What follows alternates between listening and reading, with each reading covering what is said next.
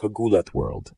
Handa na ang Gilas Pilipinas para sa isang tune-up game laban sa Macau Black Bears, pero may isang malaking scoop na dapat ninyong malaman. Habang ang buong Asia ay naghihintay kung sino ang papalit sa frontcourt, may inihanda si Coach Tim Cone na secret weapon na siguradong gugulantang sa lahat.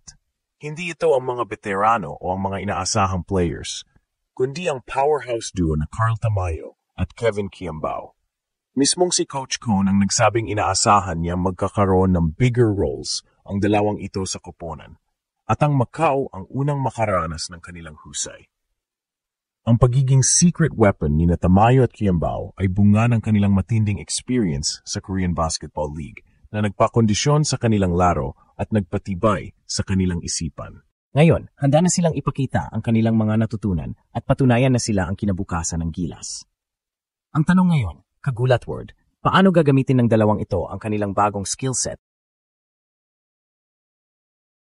para gulantangin ang Macau Black Bears at magpadala ng mensahe sa buong mundo? Tutukan ang buong detalye dahil ngayon pa lang, mayroon ng malaking balita na siguradong ikakagulat ng lahat. Kagulat World, bago pa natin pag-usapan ang magiging laro, kailangan muna nating balikan ang isang lihim na ginawa ni na Carl Tamayo at Kevin Kiambao, ang kanilang training sa Korean Basketball League o KBL. Habang ang ibang players ay nasa Pilipinas, ang dalawang ito ay nasa Korea na humaharap sa isang liga na kilala sa bilis at pisikal na laro. Ito ang naging sikreto na humubog sa kanila bilang mga secret weapon. Sa KBL, si Tamayo ay naging parte ng isang championship team at ang karanasan na iyon ay hindi matutumbasan ng anumang ensayo. Natutunan niya doon ang kahalagahan ng winning mentality at ang pagiging tough na nagpabago sa kanyang laro. Si Kiambao naman ay nagkaroon ng breakout season kung saan nagpakita siya ng elite playmaking skills na hindi pa nakikita sa isang Pilipinong big man. Hindi na sila ang mga batang players na umalis ng bansa. Pumalik sila na mas matatag, mas kumpiyansa at mas handa. Ito ang dahilan kung bakit nasabi ni Coach Tim Cone na bigger roles ang ibibigay niya sa kanila. Alam niya na ang KBL experience ay nagbigay sa dalawa ng isang skill set na perfect para gulantangin ang mga kalaban sa international stage.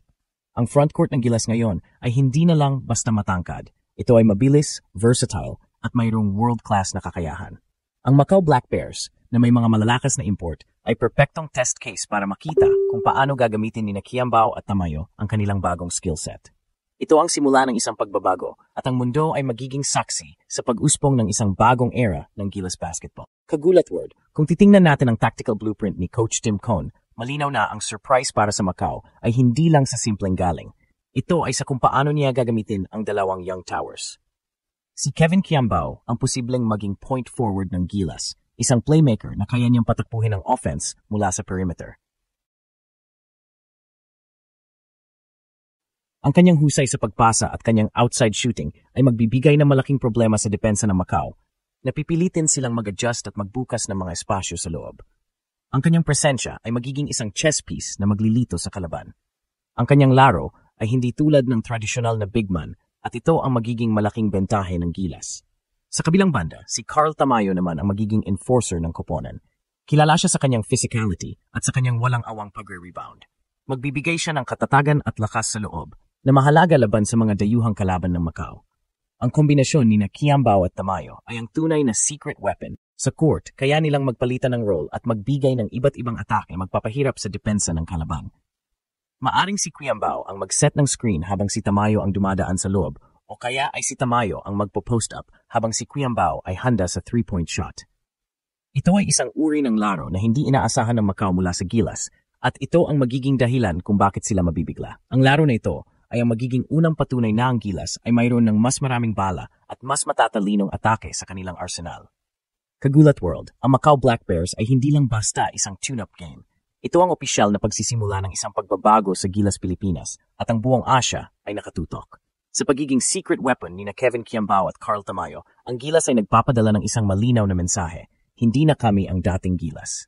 Hindi na kami nakadepende sa isang dominanteng sentro, kundi mayroon na kaming bagong henerasyon ng big men na handa ng gulantangin ang lahat. Ang performance ng dalawang ito sa laban ay magiging isang litmus test ng kanilang kakayahan at ng kanilang pagiging leader sa hinaharap.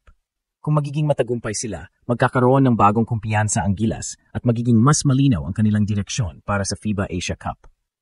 Ang pagiging epektibo ni Quiambao at Tamayo ay magiging dahilan para maging mas madali ang pag-integrate sa mga papasok na players mula sa PBA Finals. Sa halip na iasa kay Junmar Fallardo ang lahat ng responsibilidad sa ilalim,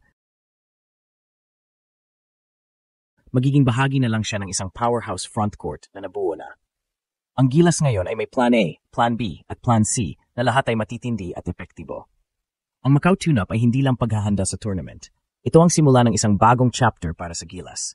Ito ang simula ng pagbabago at ang buong mundo ay makikita ang pag-uspong ng dalawang young stars na magdadala sa Gilas sa mas mataas na level. Ang panahon ni Kevin Quiambao at Carl Tamayo ay nagsimula na at ang mundo ay tiyak na magugulantang sa kanilang mga ipapakita.